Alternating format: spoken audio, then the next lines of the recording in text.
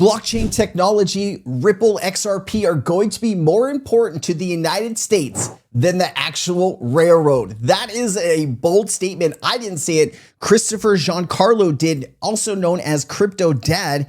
He was a former chairman of the United States Commodity Futures Commission. So not a small statement from a small person, very big. If you wanted some additional context and history about this, it used to take 4 to 5 months to travel from east to west coast here in the United States. In 1869, they completed the railroad and it took 7 to 10 days. And then of course you could do express 66 to 96 hours. And today you can do it between 64 and 70 hours. So you can see that connecting both sides here not only helped and sped up people's way of life, but also was able to get cargo and other things across the United States. And the United States was able to grow a lot more quickly.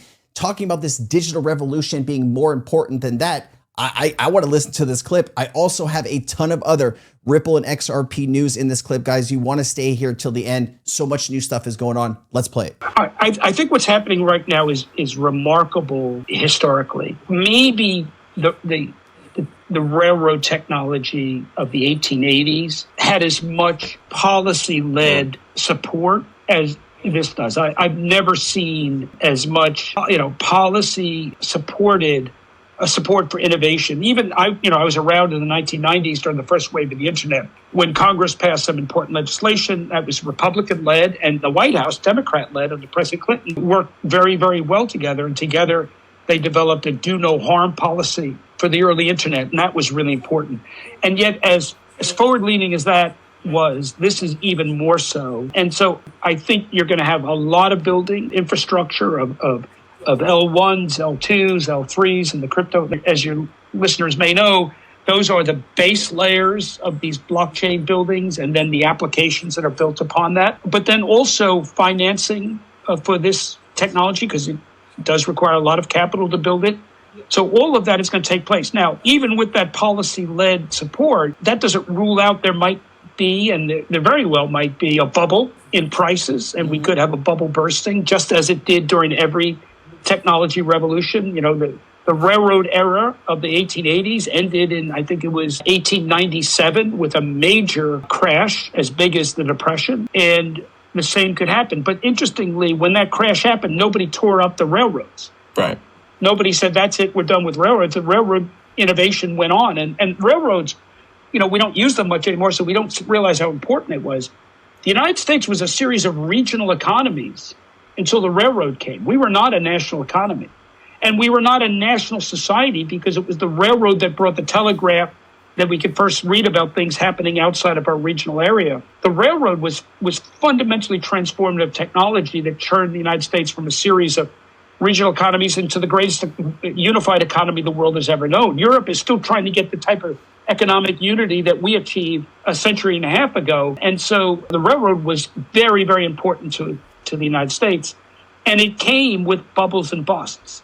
And I believe we will have bubbles and busts in this innovation. And when the inevitable bubble happens, there's going to be people out there saying, see, I told you this crypto stuff is bad. No, it's not the crypto stuff is bad. This technology is as important as we believe it to be. It's just that sometimes the valuation gets way ahead of the results. And I think there's always a chance of that, but it doesn't undermine how important this technology is. Okay, what we're also talking about here is there are millions of now crypto projects. Most of them are meme tokens, community tokens, but anybody can launch them. And so people just launch hundreds and thousands of them a day. And now it's just whatever. Realistically, maybe there's 10,000 real builders, 5,000 real projects, but there's only maybe a handful of real use cases. Payments, tokenization, Internet of Things, there's only a few real big companies that I see that are going to make it through this. I think a lot of the smaller companies always have it harder making it through any type of bear markets. If you are invested in any crypto asset, something that I tend to look for is if we do go into a cycle where it's going to be a year or two before interest comes back, is the project you're invested in, do they have enough capital and runway? Do they have enough income to keep the lights on, to keep building, to keep progressing? And I think a lot of it I saw in 2020 and 2021 didn't make it to this cycle. And I think the same thing will play out just on a massive scale over the next 5 years. So just be careful, whatever you are getting into, make sure you're speaking with that financial advisor. All right, let's continue here. Lots of other stuff to go over. Stablecoin growth may shift US money supply. We know RLUSD is going to, is out in front here in the United States as one of the highest regulated stablecoin in the entire world right now, with the reserves held at BNY Mellon, the largest custodian, and which handles the repo markets. You start to wonder if there's a larger play there with Ripple and BNY. But why is this important? Shifting US money supply into stablecoins, as depicted in the image under new frameworks like the Genius Act, would fundamentally reshape how funds flow through the financial system. Though not necessarily change in total money supply immediately, the underlying process involves diverting funds that would traditionally remain in bank deposits or money market funds and other instruments into blockchain-issued dollar-pegged tokens known as stablecoins. Here's how the transaction would function. So this is kind of how this might play out. Mechanisms to the shift. Redirection of deposits. Individuals and institutions would move money from conventional vehicles like checking and savings accounts, demand deposits, and money market funds, which make up the M2, M1, M2, and portions of the M3 money supply, into stablecoins. Stablecoin creation, these funds, upon being directed to stablecoin issuers, would be converted into digital tokens pegged one-to-one with the US dollar.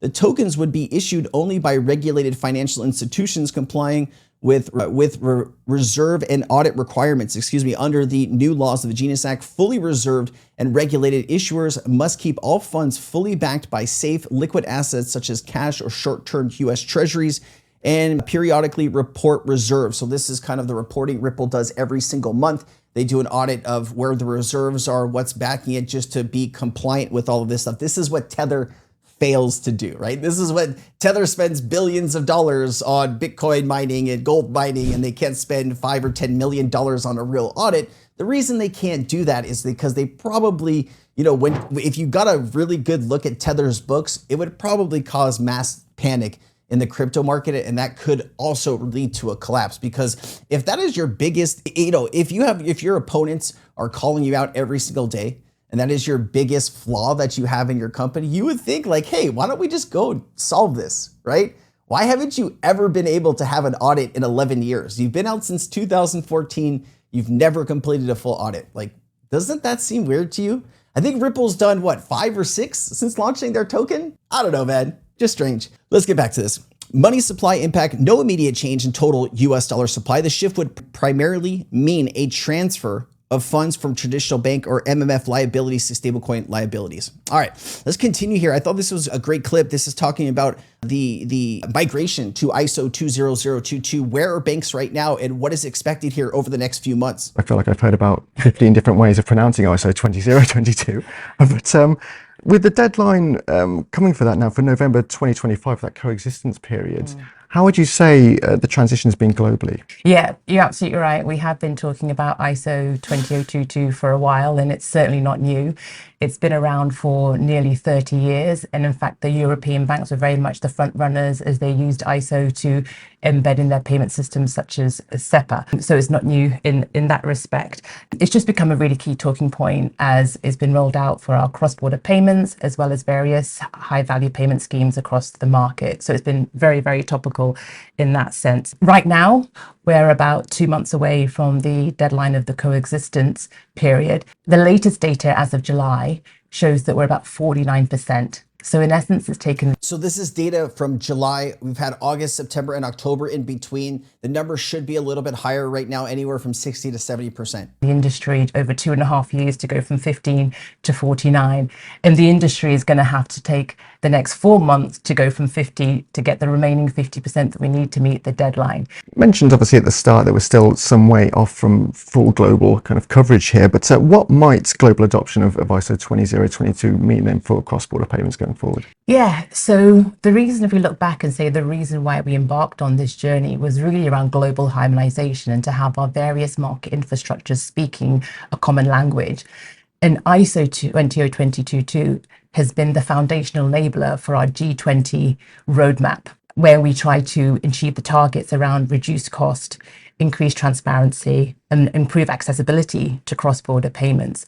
So The reality is that we're still quite a long way from that. ISO 20022 has been a big leap in the right direction, but in order to achieve full interoperability and have that consistency in the experience, it's been a challenge because you've got various market jurisdictions, you've got different currencies, you've got different risk management frameworks. So ongoing collaboration amongst central banks, policymakers is I feel like Okay, like why did they go do all this, right? Why is ISO important? So all of these different banks around the world, imagine some of these banks spoke different languages. And when you went to send money from bank A to bank B, if they don't speak your same language, they don't know like what's coming or who you are or what's going on, right? They're not speaking the same language.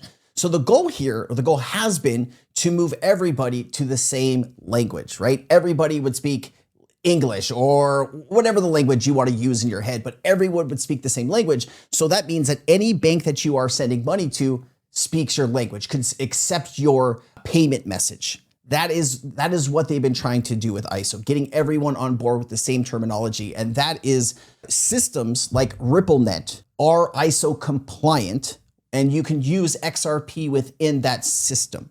All right. And then of course, here is Franklin Templeton's head of innovation. Let me go ahead and play this for you. The other thing that we're able to do is we're able to pay out that yield every single calendar day of the year, including a Friday. Excuse me, she's talking about why blockchain rails are going to be important as far as money market funds and settlement and these types of things. Let me go ahead and play for you. Including Saturdays, Sundays, and holidays. And that yield is paid out in incremental new issuance of tokens dropped directly into your wallet. So this is a daily yield product, and it's paid out daily, whereas most money market funds today accumulate that yield for a month before they pay it out. Right? So we're able, because we're running natively on blockchain, to enable these new use cases. And we're going to be enabling that for any tokenized real world asset. So tokenized equities are coming, tokenized bonds are coming.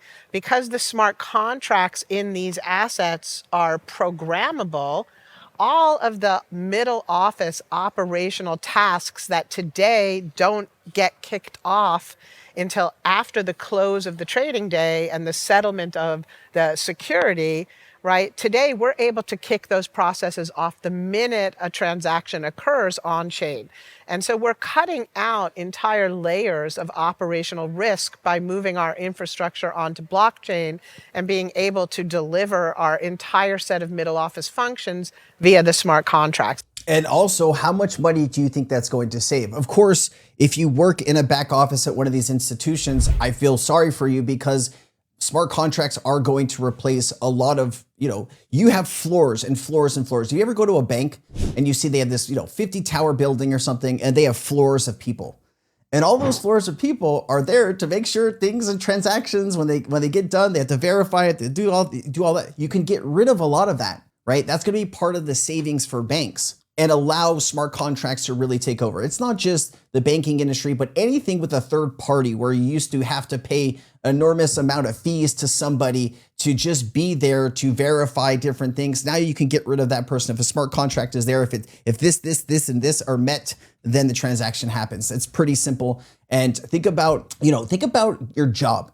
What if you could get paid every single day? What if you could get paid every single hour?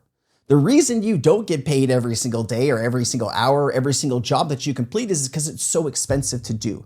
You have to send a wire transfer each time, right? 15, 20 bucks. And it's impossible. Now with blockchain, you can send that payment for pennies, less than pennies, and you can really speed all of this up. Okay, RippleX dev team says we're collaborating with Immune EFI, and they're offering $200,000 to Attackathon to test and strengthen the proposed XRP lending protocol. So if you have skills, you could get a share of $200,000 if you're able to get into these systems. Good luck, guys. Good luck.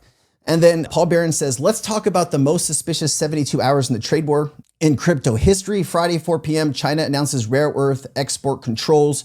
MP materials and US rare earth immediately soar. Crypto liquidations, 19 to 20 billion, largest in history. 1.6 million traders liquidated. Bitcoin alone for 5.38 billion, ETH 4.43 billion, Solana 2 billion. Didn't list the XRP on here. Trump threatens 100% tariffs by November 1st. Perfect timing for max panic, max volume. Sunday, both sides walk it back. China, we don't want a trade war. Trump tariffs could be walked back. Xi meeting still on. Someone made billions in 72 hours while retail panic sold. Ever feel like we're getting taken advantage of? Like when I see this type of stuff, kind of makes me sick. Makes me sick to my stomach that the centralized exchanges that we are trusting with our money and our crypto, when something really bad happens, they're not there for us. And they haven't been there for us. This isn't the first time they've gone down and stopped working. We deserve so much better than this. And they're quiet.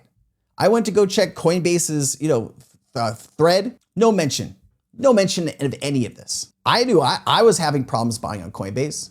And I know when I went to live stream on Friday that we had 4,200 people in that live stream. And people were very upset. And they were naming all kinds of exchanges that they weren't able to use or access because they went down. We need to demand better. And until we're given better, I don't know, man. I don't know. I'll be using more DEXs, Hyperliquid, 1-inch Uniswap to do most of my trading here on out. Those are the things that still were up and working while everything else seemed to fail. All right, guys, I'll leave it there. I'll see you next time. Thanks for being here. Aloha.